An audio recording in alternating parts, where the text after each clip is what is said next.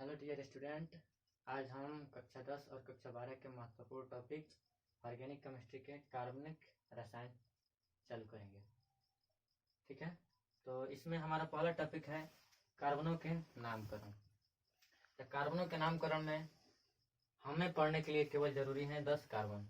इनमें से हमारा पहला कार्बन C1, दूसरा कार्बन C2, तीसरा कार्बन C3, फिर C4, C5, C6 और C7, C8, C9, C10। ये पहला कार्बन, दूसरा कार्बन, तीसरा कार्बन, चौथा कार्बन, पांचवा कार्बन, छठवां कार्बन, सातवां कार्बन, आठवां कार्बन, नौवां कार्बन और 10वां कार्बन। ये हमारे हो गए 10 कार्बन। अब हम इनका एक एक करके इनका नाम लिखेंगे। जैसे हमारा पहला कार्बन का नाम हो जाएगा मेथ, और दूसरे कार्बन का नाम हो जाएगा एथ। ऐसे ही तीसरे कार्बन का नाम प्रोप, चौथे कार्बन का नाम ब्यूट, पांचवें कार्बन का नाम पेंट, छठवें कार्बन का नाम हेक्स, सातवें कार्बन का नाम हेप्ट, आठवें कार्बन का नाम आक्ट, नौवें कार्बन का नाम नान और 10वें कार्बन का नाम डेक। ये हो गए हमारे 10 कार्बनों के नाम। इन्हीं के सहायता से हम सभी कार्बनों के आईयूपीएसी नाम लिखते हैं, कार्बनिक यौगिकों के आईयूपीएसी नाम लिखते हैं। तो ये बहुत जरूरी है, इससे कैसे भी करके आप सभी लोग याद कर लीजिएगा। ठीक है, तो नोट करना चाहे तो नोट कर ले। हम 10 सेकेंड का टाइम दे रहे हैं। अब हम लोग अगला टॉपिक चालू करेंगे, कार्बनिक यौगिक। कार्बनिक यौगिक,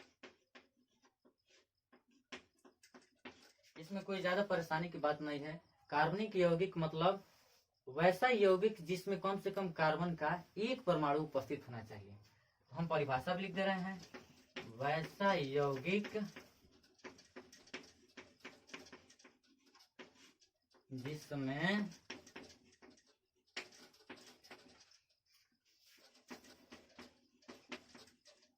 कार्बन का कम से कम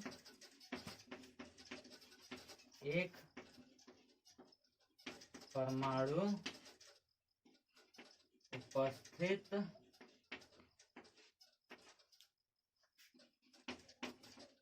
होना चाहिए। ठीक है, कार्बन के एक परमाणु मतलब, अब हम कह दिए कार्बन के एक परमाणु, इससे आप लोग क्या समझेंगे, वही जो अभी हम लिखाए थे कार्बनों के नाम C1, C2, C3। ये कम से कम एक कार्बन, या तो C1 या तो C2 या तो C3, वैसे हम 10 लिखाए तो उनमें से कम एक कार्बन परमाणु उपस्थित होना चाहिए। तो वैसे यौगिक हम कहेंगे कार्बनिक यौगिक। ठीक है, तो कार्बनिक यौगिक में अब कोई दिक्कत नहीं है। चलिए, तो इससे कार्बनिक यौगिक अब हम बताएंगे कितने प्रकार के होंगे। देखिए, कार्बनिक यौगिक मुख्यतः हम लोग पढ़ेंगे 2 प्रकार के। ठीक है, पहला पढ़ेंगे खुली कार्बनिक यौगिक या खुली श्रृंखला कार्बनिक यौगिक। क्या पढ़ेंगे? पहला खुली श्रृंखला कार्बनिक यौगिक, और दूसरा होगा बंद श्रृंखला कार्बनिक यौगिक। अब ये हमारा पहला हो गया खुली श्रृंखला कार्बनिक यौगिक। इसका मतलब आप लोग क्या समझते हैं? इसका अंग्रेजी में जो इसका मीनिंग वर्ड होगा वो होगा open chain organic compound. Open chain organic compound. इसका क्या नाम है? Open chain organic compound. ठीक है, वैसे इसका अंग्रेजी में क्या होगा? Close chain, close chain organic compound. चलिए अब हम लोग इसी क्रम में बात करेंगे ऑर्गेनिक कंपाउंड के, यानी कार्बनिक यौगिक के खुली श्रृंखला। कार्बनिक यौगिक क्या? खुली श्रृंखला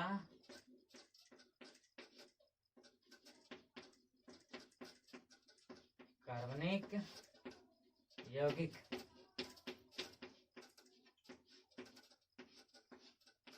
इसका अंग्रेजी मीनिंग तो आप सबको पता है, तो वो अभी छोड़ रहे हैं। ठीक है, तो अब हम लोग इस पर बात करेंगे। चलिए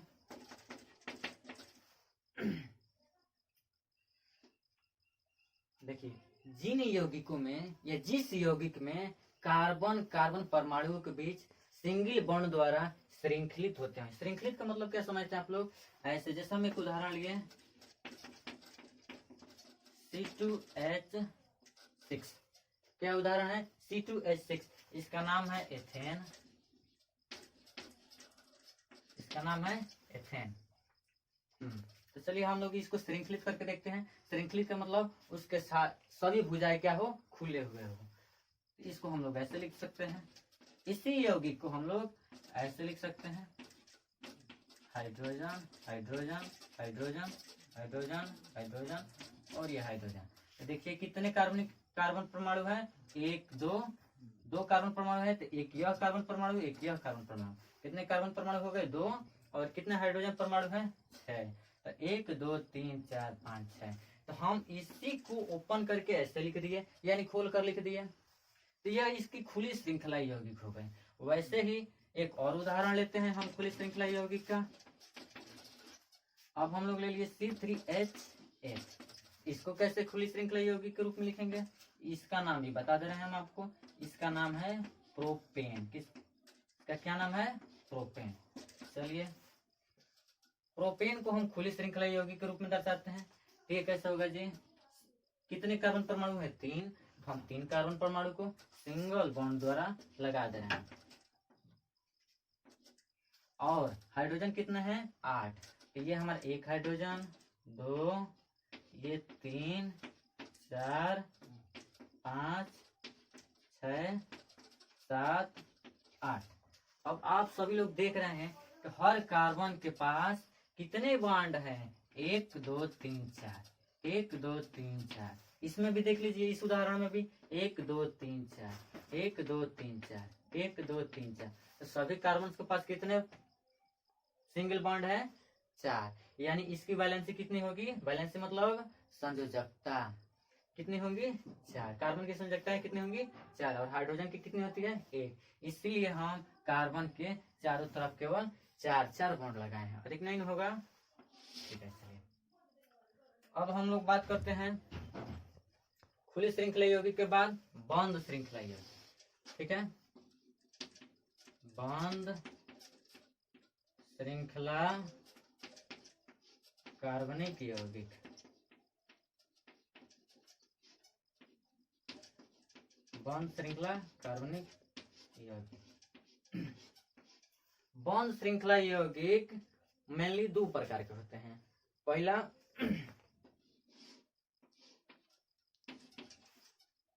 पहला जो हमारा होगा वो होगा समचक्रीय। क्या होगा? समचक्रीय कार्बनिक यौगिक। पहला हमारा होगा समचक्रीय कार्बनिक यौगिक, और दूसरा होगा विषम चक्रीय। क्या होगा? विषम चक्रीय कार्बनिक यौगिक। विषम चक्रीय कार्बनिक यौगिक। अब ये सम चक्रीय और विषम चक्रीय का मतलब क्या होता है जी? चलिए हम बताते हैं आप लोग। सम चक्रीय का मतलब जिसमें केवल कार्बन के द्वारा क्या हो, उसका श्रृंखला बंद होती है। जैसे हम एक उदाहरण ले रहे हैं, चलिए C6H6 किसके लिए? समचक्रीय के लिए। किसके लिए? समचक्रीय के लिए। C6H6 का नाम होगा बेंजीन। क्या नाम होगा? C6H6 का बेंजीन। बेंजीन।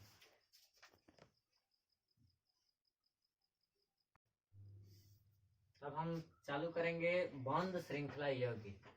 तो बंध श्रृंखला यौगिक पढ़ने के लिए हमें तो जानना पड़ेगा इसके सभी कार्बनों के नाम सभी आना चाहिए।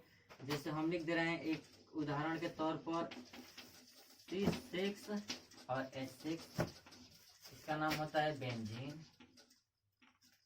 अब नाम हम अभी नहीं बताएंगे लिखना, ये सभी IUPAC नाम से आते हैं। ठीक है, तो बेंजीन इसका चलिए स्ट्रक्चर बनाकर हम दिखाते हैं।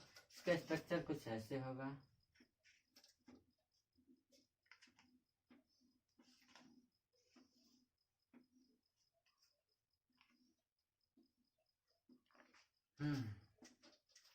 ये हो गया स्ट्रक्चर बेंजीन का। अब कहेंगे ये ऐसे भी स्ट्रक्चर होता है बेंजीन का, इसके समतुल्य। जैसे इसमें कार्बन क्या है? हिडन है, यानी कार्बन दिखाई नहीं दे रहा है, और हाइड्रोजन भी हिडन है, हाइड्रोजन भी नहीं दिखाई दे रहा है। चलिए हम अब पूरा ओपन कर दे रहे हैं। इसमें देखिए हर एक कॉर्नर पर एक एक कार्बन है, हर एक कॉर्नर पर एक एक कार्बन है। देखिए 1 2 3 4 5 6। हमें कितने कार्बन चाहिए? 6। 1 2 3 4 5 6 हो गया। अब देखिए इसमें एक के बाद एक डबल बॉन्ड होते हैं। डबल बॉन्ड मतलब देखिए ये हमारा सिंगल बॉन्ड हो गया, और ठीक इसी के नीचे एक और बॉन्ड, इसे कहेंगे डबल बॉन्ड। ठीक है, तो देखिए ये हमारा एकांतर, मतलब अब यहाँ हम डबल बॉन्ड लगा दिए, तो इसे छोड़कर एक यहाँ डबल बॉन्ड लगाएंगे, फिर इसे छोड़कर एक यहाँ डबल बॉन्ड लगाएंगे। अब देखिए ये हो गया बेंजीन, लेकिन अब ये पूरा फुल बेंजीन नहीं है, मतलब पूरा बेंजीन नहीं है। क्यों? क्योंकि इसके हम लोग क्या कहे थे पिछली बार कि कम से कम 4 कार्बन के पास 4 उसकी वैलेंसी होनी चाहिए। तो 4 वैलेंसी होनी चाहिए, तो देखिए कितनी है? 1 2 3। अभी भी चाहिए कितना? 1। कितना चाहिए? 1। तो हाइड्रोजन लगा दिए, इसकी वैलेंसी पूरी हो गई। अब देखिए यहाँ 1 2 3, एक और हाइड्रोजन लगा दिए, इसकी वैलेंसी पूरी हो गई 4। देखिए 1 2 3, 3 है, एक हाइड्रोजन लगा दिए, इसकी भी वैलेंसी पूरी हो गई। अब हो गई ये भी 4। अब देखिए 1 2 3, एक यहाँ हाइड्रोजन लगा दिए, ठीक वैसे एक यहाँ हाइड्रोजन, और वैसे ही एक यहाँ हाइड्रोजन। ये हो गया हमारा फुल बेंजीन। इसका ओपन स्ट्रक्चर ऐसे ही होता है बेंजीन का। ठीक है, तो ये देखिए कार्बन क्या है? इधर से भी बंद है, मतलब इस कार्बन को देखिए चारों तरफ से ये सभी कार्बन क्या है?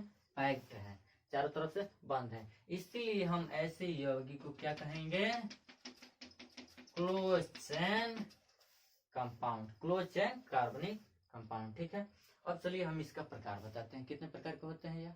एक उदाहरण बता दिए, चलिए एक और उदाहरण ले लेते हैं। ठीक है, एक और उदाहरण C6H5OH, C6H5OH, इसे कहते हैं फिनॉल। क्या कहते हैं? फिनॉल। ये हमारा फिनॉल है, इसका भी IUPAC नाम है यह। तो चलिए इसका हम पहले ही ओपन स्ट्रक्चर बना दे रहे हैं। चलिए देखिए कार्बन कितने हैं? 6 हैं, यानी हमें 6 कार्बन चाहिए। 1 2 3 4 5 और ये लास्ट 6। ठीक है, हमारे 6 कार्बन हो गए। और देखिए इसमें भी एक एक अंतर पे डबल बॉन्ड होंगे। तो हम एक यहाँ डबल बॉन्ड ले लिए, तो इसे छोड़कर एक यहाँ डबल बॉन्ड, तो फिर इसे छोड़ देंगे और यहाँ डबल बॉन्ड लेंगे, यह हो गया। अब चलिए कितने हाइड्रोजन है, 5 हाइड्रोजन, 1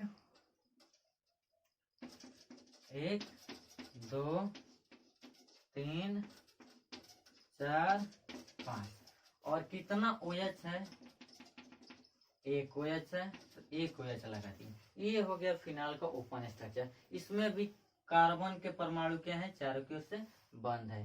तो ये हुआ हमारा बंद श्रृंखला कार्बनिक यौगिक का दूसरा उदाहरण। अब हम लोग पढ़ेंगे इसके प्रकार। ठीक है, तो फिर अगले वीडियो में। ठीक, थैंक यू क्लास।